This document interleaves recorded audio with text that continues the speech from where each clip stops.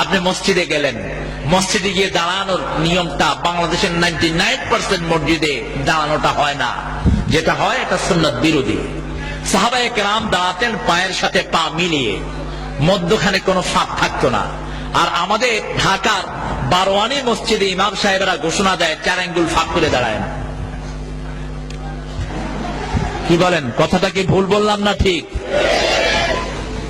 তো এই যে পা ফাঁক করে দাঁড়ানোটা হলো বেদাত, আর পা মিলিয়ে দাঁড়ানোটা হলো সুন্নাত। আপনি শুধু পা মিলাবেন না, এই জামার এই পাশটা ছিটতো সাহাবায়ে কেরামের, জামার এই পাশটা ছিটতো, এত টাইট হয়ে পাশাপাশি লেগে দাঁড়াতেন, পিছন থেকে কেউ লাইন ভেদ করে সামনে যেতে পারতেন না। এইভাবে যেন আমরা দাঁড়াতে পারলে আল্লাহ তৌফিক দান করুক। হাদিসে এসেছে কাব বিল কাব, কাতেফ বিল কাতেফ, টাকনুর সাথে গোড়ালির সাথে গোড়ালি, আর কাদের সাথে কাঁধ। এইভাবে আপনি নামাজে দাঁড়াবেন। নামাজে দাঁড়িয়েই আপনি সানা পড়বেন। অনেকগুলো সানা বিশ্বনবী সাল্লাল্লাহু আলাইহি ওয়াসাল্লাম পড়তেন। আল্লাহুম্মা বাঈদ বাইনি ওয়া বাইনা খাতায়া, আপনারা হয়তো শুনেছেন। আব্দুর রাজ্জাক সাহেব বোধহয় ওটার উপরেই কথা বলেছেন, জান্নাত জাহান্নামের কথা বলতে গিয়ে। তো দোয়াগুলো প্রায় 8 রকমের দোয়া পড়তেন মুহাম্মদ সাল্লাল্লাহু আলাইহি সাল্লাম। এর মধ্যে কখনো কখনো ইস্তিগফার করতেন, ইস্তিগফার, আস্তাগফিরুল্লাহ রাব্বি মিন কুল্লি যামবি ওয়া আতুবু ইলাইহি। কখনো কখনো সুবহানাল্লাহ, আলহামদুলিল্লাহ, আল্লাহু আকবার পড়তেন 33 বার করে। এটা আপনারা পাবেন নাসিরউদ্দিন আলবানীর কিতাবুস সালাতের ভিতরে।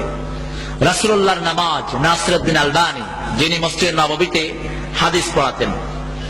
এরপরে আপনি নামাজের মধ্যে সবচেয়ে বড় যে বেদাতটি আমাদের দেশে দেখা যায়, সেটা হলো সালাম ফিরানোর পরেই কিছু মাসনুন দোয়া আছে যেটা বিশ্বনবী সাল্লাল্লাহু আলাইহি ওয়াসাল্লাম করতেন। সেগুলো না হয়ে আমরা সালাম ফিরানোর পরেই সবাই কি করি? কথা বলেন না কেন? হাত তুলে মোনাজাত হয়, এবং এত জোরে জোরে ইমাম সাহেব দোয়া পড়েন যে যাদের নামাজ যারা পড়ছে তাদের পর্যন্ত ডিস্টার্ব হয়। এতটাই মূর্খ যে কোরআন শরীফ পড়া, যেখানে নামাজের পাশে আওয়াজে কোরআন শরীফ পড়া হাদিসে নিষেধ করা হয়েছে, ঠিক কিনা বলেন? কোরআন শরীফ যদি কেউ আওয়াজে পড়ে তাহলে সেখানে তার গুনাহ আছে না নাই? গুনাহ হবে। সেখানে আপনি কিভাবে দোয়া করছেন? বরং সালাম ফিরানোর আগে যে এই দোয়াগুলো অধিকাংশ জায়গাতে পড়া হয় না। এরপরে আপনি দেখবেন নিয়তটা বেঁধেই সূরা ফাতিহা শুরু করা হয়, আল্লাহু আকবার, আলহামদুলিল্লাহি রাব্বিল আলামিন। তার মানে সানা বোধহয় বাড়িতে পড়ে আসছে, সানা মসজিদে আর দরকার নেই। এই হলো অধিকাংশ জায়গার অবস্থা। তো আমরা পার্সোনালি যে সমস্ত জায়গাতে সুন্নতের নামাজ নেই, সল্লু কামা রাআইতুমুনি উসাল্লি, এগুলোতে আমরা রেগুলার নামাজ পড়বো না। আমরা রেগুলার নামাজের জন্য ওই মসজিদ থেকে বাছাই করে নেব যে এই মসজিদের সুন্নত অনুযায়ী নামাজ হয়। রাজি আছেন তো আপনারা? এরপরে রুকুতে, সেজদাতে, রুকু থেকে উঠিয়ে অতক্ষণ দাঁড়ানো